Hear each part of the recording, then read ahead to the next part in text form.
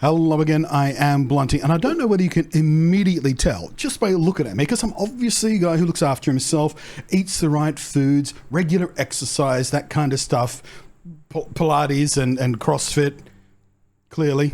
But I'm not what you would call young, 46. So that puts me at the tail end of Gen X, which also means I am the first of the true generation of gamers. And unlike some of my generational peers, I never grew out of it. It has been literally a lifelong hobby for me. So I've seen gamer culture change throughout the years and evolve. And not all of it for the better. Gamer culture these days has become very bitter, and there's way more infighting and pettiness and just aggravation and deliberately mean-spirited crap going on these days. That, of course, is not exclusive to gaming culture. It goes hand in hand with how internet culture has affected how we talk about anything anyone is passionate about. And that is, in part, what I wanted to talk about today. Not just gamer culture in general, but regionalized gamer culture. Because the Chinese gamers are something else right now. Self-awareness, not really a thing they seem to be working on as a personal goal in life, as a blanket statement, those Chinese gamers. They're getting a bit weird. But before we get there, this is a Nintendo Switch. This is dead. It's a dead system. I haven't played this thing this year at all, pretty much, when it comes to new games. I've popped back on it for a little bit of Monster Hunter. I popped back on it for a little bit of No Man's Sky, but that was for a gimmick video and to test some features I wanted to talk about in a video, but I don't actually play on this thing anymore, and I haven't done probably the last 2 years. The first 4 years of its life, I played on this pretty much every day, and that is extremely unusual for a console. When I would get a new console, and again, I'm an old gamer, so I've been through all of the generations of consoles, but usually you'd play it non-stop for the first few months, and you'd trail off and play it once or twice a week and maybe on weekends, and it would drip steadily from then on in and sort of trail off. After about 5 or 6 years, you would start getting it would start feeling its age, you know what I mean?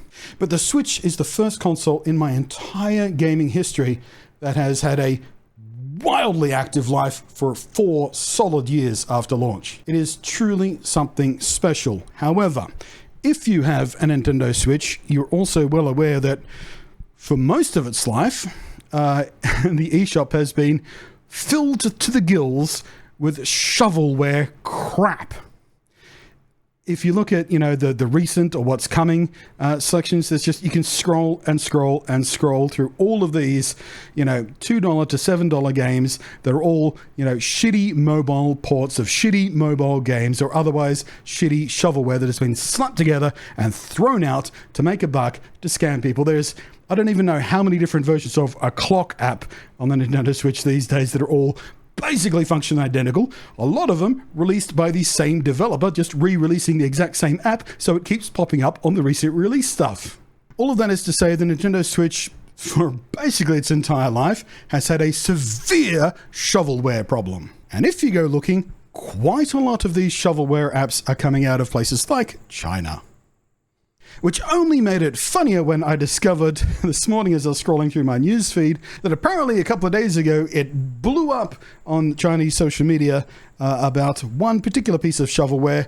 Why are they angry about this one? Well, it's because it is trying to ape some similarities with the one game that they're really proud of, which of course is Black Myth Wukong. A game, when it was not selected for Game of the Year at the recent Video Game Awards, they got so incensed that it wasn't awarded Best Game of the Year that they went to last year's winner to review bomb it.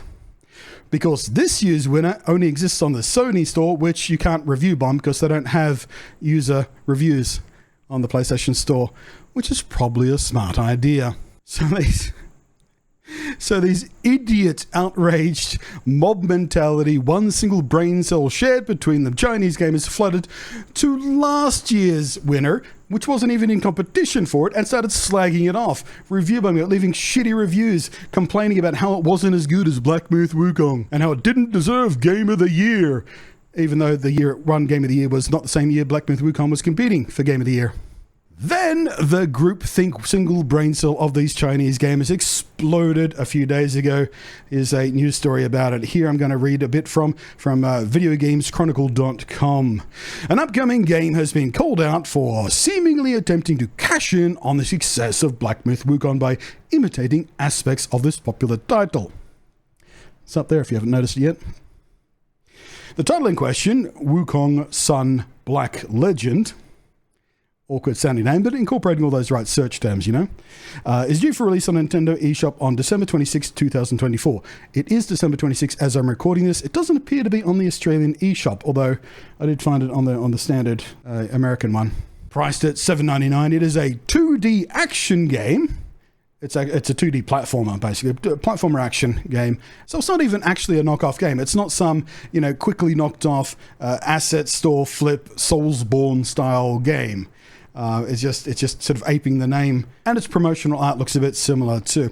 Inspired by the Chinese novel Journey to the West, Black Myth Wukong was released this summer and reportedly sold over 20 million copies in its debut month. It did quite well. It is not the first game to use Journey to the West as inspiration. It's not the first piece of media. There's been tons of movies and novels and manga and anime and just if there is a medium out there, someone has probably used Journey to the West as inspiration to create something. Probably the most famous example of that is, of course, Dragon Ball. For me, being a Gen Xer, my first experience with Journey to the West, or a story inspired by Journey to the West, is the absolute classic series that we knew on Australian TV as Monkey Magic. In any case, embark on an epic journey to the West in Wukong Sun Black Legend, reads the eShop listing for the upcoming game. Step into the role of immortal Wukong, the legendary Monkey King, as he battles through chaotic world teeming with powerful monsters and untold dangers. So, basically just a game inspired by Journey to the West, like Black Myth Wukong was. According to Business Insider, posts labeling the game a knockoff quickly topped discussion rankings on Weibo, one of China's leading social media platforms. And popular internet news account Pear Video wrote, "Well-known games have been plagued by imitations for a long time. Malicious developers exploit the names of well-known games, risking various small games and put them on the shelves of big game stores with similar titles, deceiving uninformed consumers to buy and download." I want to bring up again that I'm a gamer of 46 years, pretty much as old as home gaming has been a thing itself, and this has always been a thing. In fact, the first video game Crash, which was not exclusive to but largely revolved around the number of absolute crappy shovelware, knockoff, Me Too, kicked out the door games for the Atari 2600 system because they had no licensing for the cartridge or anything, so anybody could put out anything they liked for that system, including some fairly raunchy games, by the way.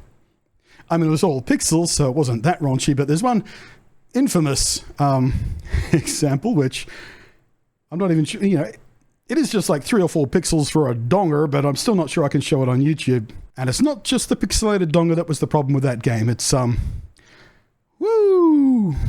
It revolves around involuntary sexual relations. The article then veers off a little bit here to another adjacent story that happened a couple of weeks ago. The creative director of the indie hit Unpacking, which I haven't played, but I hear terrific things about, apparently it's awesome, recently called out Nintendo, and I think they attempted to take them to court or something along those lines, for its apparent inaction over trademark infringements on the Switch shop. So a bunch of other knockoff things also using Unpacking, trying to pass themselves off as semi-legitimate or fully legitimate, and just sort of ride the coattails a bit.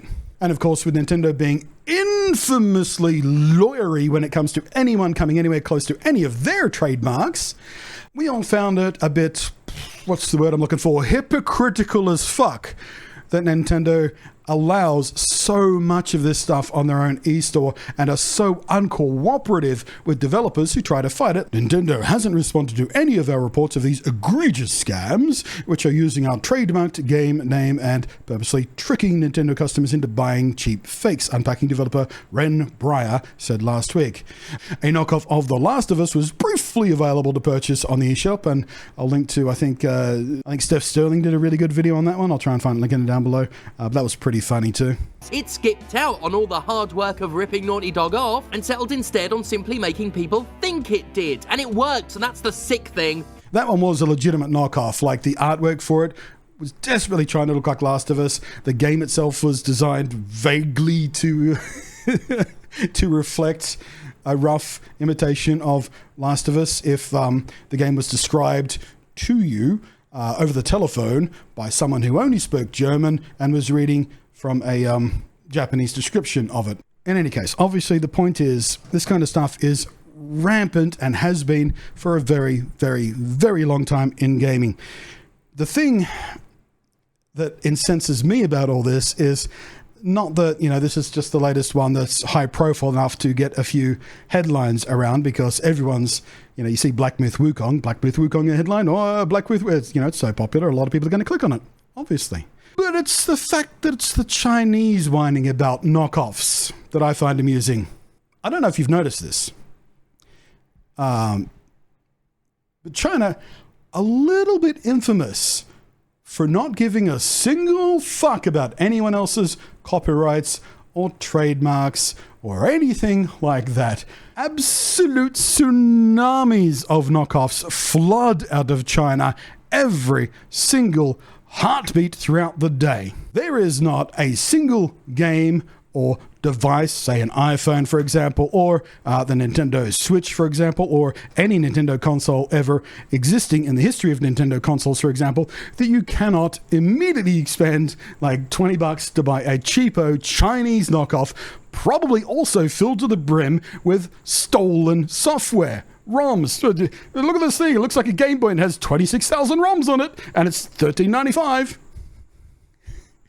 So I tell you what, Chinese gamers, the instant you guys start giving a fuck about other people's property, the rest of us will consider not mocking your ridiculous hypocrisy. You gigantic babies. I mean, if you only had an idea about how many of these knockoff console makers with 2,600 ROMs built in that I've told to jump up their own asses when they attempt to send me review samples for this kind of stuff, because I choose not to support that kind of knockoff crappery. And I choose not to support the knockoff crappery when it's on eStores, for example, even though I don't think this is knockoff crappery. You look at the screenshots of the game, it's not trying to be Black Myth Wukong. It's just doing the same thing as Black Myth Wukong did. By the way, Chinese gamers, you didn't invent Soulsborne, Bloodborne, and Dark Souls. What country did... It's nearby China, I know that. It's Japan. Japan made that particular genre of game particularly famous. But even Soulsborne's games were an outgrowth of someone else's work doing other kinds of games as well. Gaming itself and every genre within gaming is an evolution. And even the genres within gaming are still evolving. I was... I found a file the other day on archive.org, I think. It was someone just uploading an old VHS they found in an attic, and on it was a bunch of MTV stuff and Liquid Television. I was just watching it for shits and giggles in the background. But it had the ads on it, and there was an ad for Doom 2. And guess what? They called it an action game because the term first-person shooter didn't exist yet. What we call shooter games, or first-person shooters especially, were popularized by Doom and certainly Wolfenstein 3D before it, but we didn't, call it a genre of first-person shooters until knockoffs of Doom started to become out, and more importantly, good knockoffs, like inspired by, a lot of which licensed Doom's own engine from id Software to make themselves. So things like first-person shooters, or indeed Soulsborne games, you can't lay claim to any of that, really. And China, even though Journey to the West is a story from your own culture, you don't really get to tell other people they can't be inspired by it. I'm pretty sure Journey to the West is out of copyright by now. Even if China gave a fuck about copyrights, which they don't. Unless, apparently, it affects something they make. Or like that comes out of there, you know. So I don't know.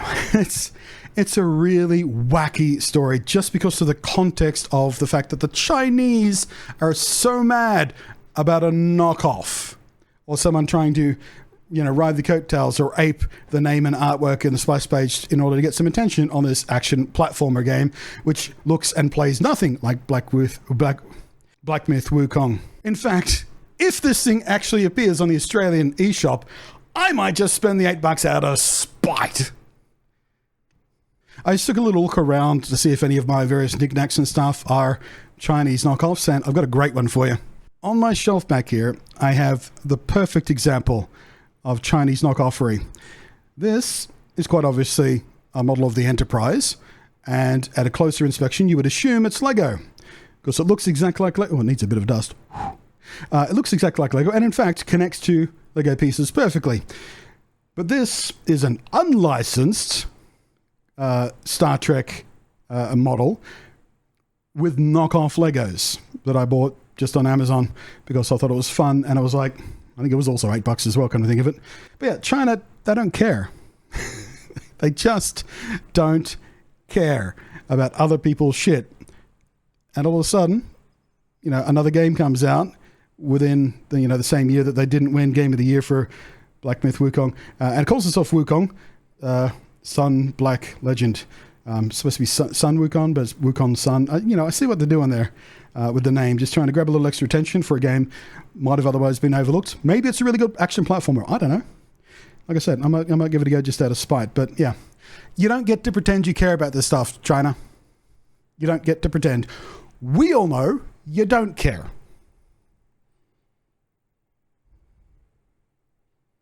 We know. So thanks for watching. I just want to have a little rant about that because I was in the middle of reorganizing some stuff here and cleaning up those shelves and stuff and setting up this camera and fiddling with the lighting because I do a New Year's stream over on Twitch every year, and I was just making sure all that's ready and working, and including getting the handheld mic ready for a fauna. I get, you know, drinking on New Year's streams, I get a bit mobile. You can't just sit down all the time, so I have to have the roaming mic. So that's why this video looks a bit different than most of the other ones. Although I do like, it does give me a bit more energy presenting the camera standing up than sitting down. Might do more videos like this. I really should. Yeah. Did I thank the patrons? Pretty sure I did.